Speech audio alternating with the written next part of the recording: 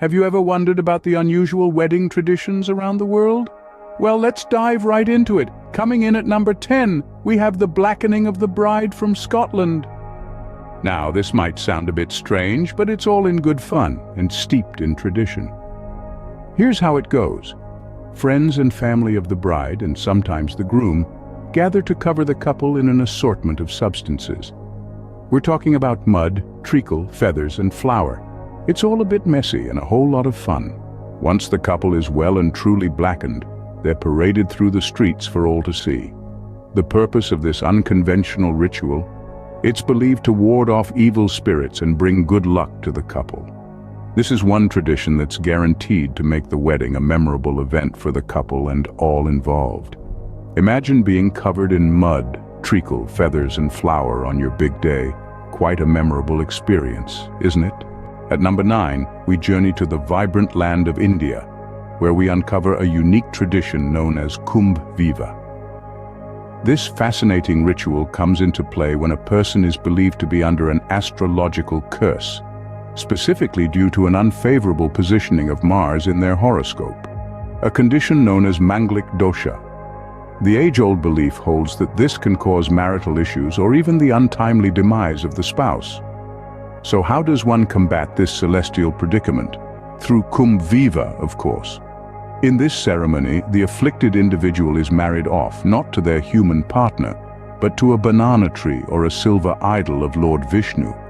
The belief is that this symbolic marriage absorbs the adverse effects of the curse, thus safeguarding the subsequent marital union with their human spouse. Marrying a banana tree or a silver idol before your actual wedding. Now that's an interesting way to start a marital journey. Sticking with India, our number 8 spot goes to the tradition of marrying a tree. Now you might be wondering, why would someone marry a tree? Well, in certain parts of India, especially in rural areas, it's believed that people born under specific astrological signs or with particular physical attributes are cursed. To break this curse, they first marry a tree in a traditional Indian wedding ceremony. The ceremony is as elaborate as any other Indian wedding, complete with rituals and blessings. Once the vows are taken, the tree is cut down, symbolically breaking the curse. This act signifies the end of all misfortunes that might have befallen them due to the curse. Now, with the curse broken, they are free to marry a person. It's a fascinating blend of astrology, superstition, and tradition that shapes these unique nuptials. Breaking the curse by marrying and then cutting down a tree, a truly unique custom in the world of weddings. Moving to the Far East, our number 7 is the crying ritual of the Tujia ethnic group in China. This unique tradition sees brides shedding tears for an hour each day in the month leading up to their wedding. It's not a display of pre-wedding jitters, but rather an expression of joy. In this context, crying is associated with good fortune and prosperity. The ritual gradually becomes a family affair, with the bride's mother joining the daily sob session after 10 days, and the bride's grandmother adding her tears to the mix after another 10 days. This collective weeping is seen as a way to strengthen family bonds and express their shared happiness for the upcoming nuptials. So, if you ever find yourself attending a Tujia wedding and see the bride in tears, don't be alarmed. It's all part of the ritual. Crying every day for a month before your wedding, talk about an emotional buildup.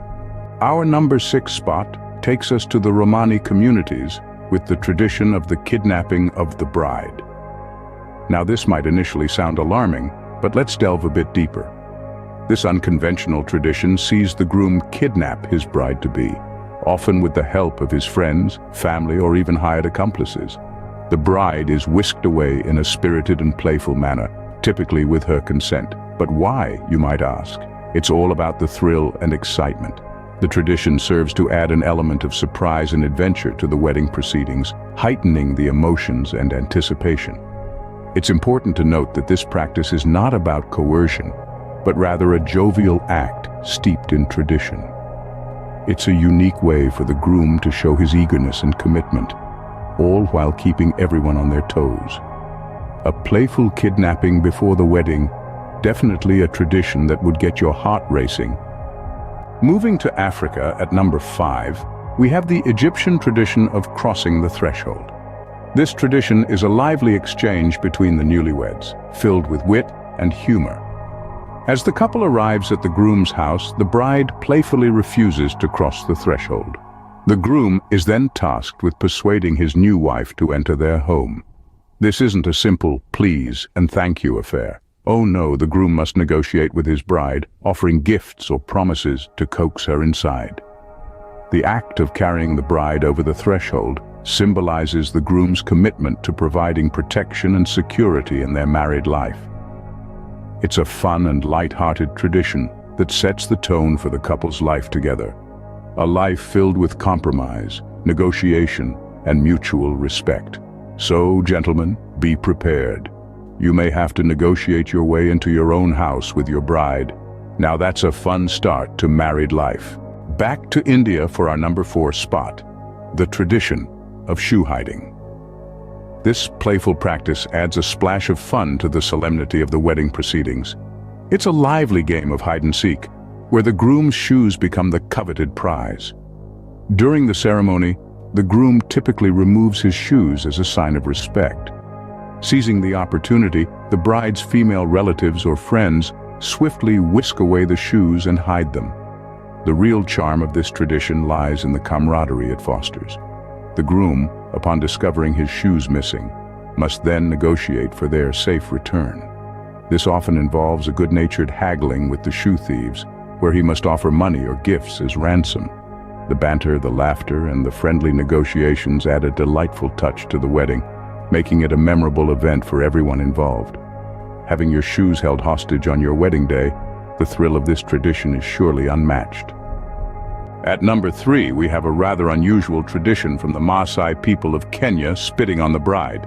Now, don't let the name fool you. This isn't a sign of disrespect, quite the contrary. In this unique custom, the father of the bride takes center stage. As the bride departs with her new husband, her father bestows a blessing upon her, but not with words or a gentle touch. Instead, he spits on her head and breasts. This act, though startling to some, is steeped in meaning and sentiment. The spit is believed to ward off evil spirits that may wish to harm the newlyweds in their new journey together. It also serves as a token of good luck, a wish for prosperity in their marital life. So while it may seem unconventional to some, it's a cherished tradition for the Maasai people. Getting spat on for good luck, certainly a tradition that stands out, doesn't it? Coming in at number 2, we have a familiar tradition from Western weddings, tossing the bouquet. This charming custom has its roots steeped in the history of England and France. Originally, it was thought that pieces of the bride's attire brought good fortune, leading to guests ripping chunks of fabric from her dress. To prevent this, brides began tossing their bouquets into the crowd to distract their guests. The bouquet, a beautiful collection of flowers often carefully chosen by the bride herself, represents her happiness and love. When tossed high into the air, it becomes a symbol of shared joy, a piece of the bride's own good fortune passed on to her unmarried friends and family. The excitement builds as the ladies gather, eyes on the prize, each hoping to be the lucky one who catches the bouquet. According to tradition, the one who does is believed to be next in line to marry.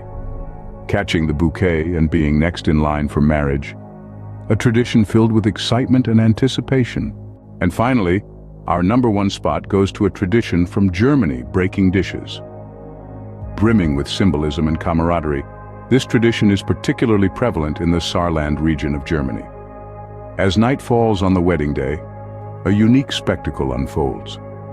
Guests gather at the couple's doorstep, armed not with gifts or flowers, but with plates, cups, and other ceramic dishes. In a boisterous display of affection, these dishes are then shattered against the doorstep, filling the air with the unique symphony of breaking ceramics. But why, you might ask, would anyone choose to welcome a newlywed couple with a pile of broken crockery? The answer lies in the old German saying, "Scherben bringen Glück," which translates to, "Broken shards bring luck." The act of breaking dishes is believed to ward off evil spirits and bless the couple with good fortune and prosperity. However, the ceremony doesn't end with the breaking of dishes. Once the last shard has been thrown, the newlyweds are faced with the task of cleaning up the mess. This seemingly mundane act is, in fact, teeming with significance. By working together to clear the shards, the couple demonstrates their ability to collaborate and overcome challenges as a team. It's a powerful testament to the unity and partnership that marriage entails. This tradition is not just about creating a mess, it's about acknowledging that life is filled with broken pieces and challenges. The couple's joint effort in cleaning up symbolizes their readiness to face these hurdles together, to turn the broken into whole again. It's about understanding that life isn't always perfect, but as long as they're together, they can turn any pile of broken dishes into a clean slate. So next time you find yourself at a German wedding, don't be alarmed if you're handed a plate and asked to break it. You're not causing chaos. You're contributing to a beautiful, centuries-old tradition that celebrates unity, cooperation, and the power of partnership. Breaking dishes and cleaning up together, a powerful symbol of unity and partnership in marriage,